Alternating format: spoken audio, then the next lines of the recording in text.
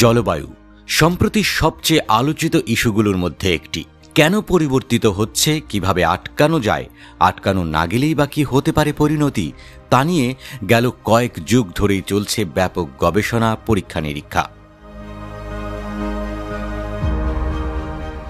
সেই রহস্য উন্মোচনের পথে আরও এক ধাপ এগিয়ে গেল বিজ্ঞানীরা। সফলভাবে অ্যান্টার্কটিকার গভীর থেকে উত্তোলন করা হয়েছে প্রাচীনতম একটি বরফখণ্ড, যার বয়স প্রায় 12 লাখ বছর। উত্তোলন করেছেন ইউরোপের একদল বিজ্ঞানী, যা জলবায়ুর ইতিহাস ও এ সংক্রান্ত গবেষণায় মূল্যবান তথ্য দিতে পারবে বলে ধারণা করা হচ্ছে। বিজ্ঞানীরা বলছেন, বরফকোরের ভেতর জমে থাকা বাতাসের বুদবুদ পরীক্ষা করে জানা যাবে অতীত বায়ুমণ্ডলের গঠন সম্পর্কে।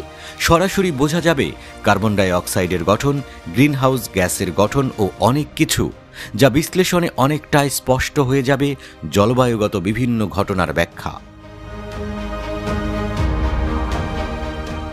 কমেন্টকার্ট কার্লো বারবানেট, সমন্বয়ক, বিয়ন্ড এপিকা, পৃথিবীর কক্ষপথ সহ বিভিন্ন ইস্যুতে গুরুত্বপূর্ণ তথ্য মিলবে বরফে জমে থাকা বুদবুদ পরীক্ষা করে। বোঝা যাবে সৌর বিকিরণ, আগ্নেয়গিরির অগ্ন্যুৎপাতের মতো ঘটনাগুলো কিভাবে প্রভাবিত করেছে কক্ষপথের পরিবর্তন। গ্রিনহাউস গ্যাস এবং বৈশ্বিক তাপমাত্রার সম্পর্ক নিয়েও আরও সমৃদ্ধ হবে বোঝাপড়া। সাম্প্রতিক এক গবেষণায় উঠে এসেছে, বরফ যুগের আকস্মিক পরিবর্তনই নাকি মানবজাতির পূর্বপুরুষদের বিলুপ্তির কারণ।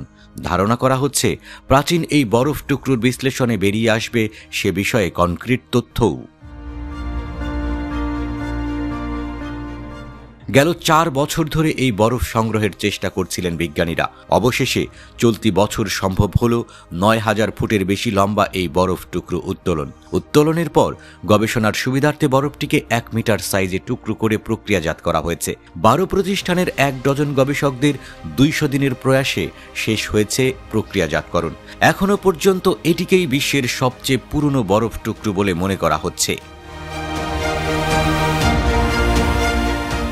ইউরোপীয় কমিশনের অর্থায়নে কমিশনের রিয়ন্ড এপিকা ওল্ডেস্ট আইস প্রকল্পের আওতায় চলছে বিশেষ এই গবেষণা। 18 শতক থেকে এই প্রকল্পের আওতায় হয় জলবায়ু বিষয়ক গবেষণা। এর আগে 1996 সালে এই প্রোগ্রামের আওতায় আবিষ্কার করা হয়েছিল আরও একটি বরফ টুকরো, যা থেকে মেলে 96 সালের 8 লাখ বছর আগের বায়ুমণ্ডলীয় গ্রিনহাউস গ্যাসের নির্গমন এবং জলবায়ুর মধ্যকার সম্পর্ক কেমন ছিল সে বিষয়ক চমকপ্রদ সব তথ্য।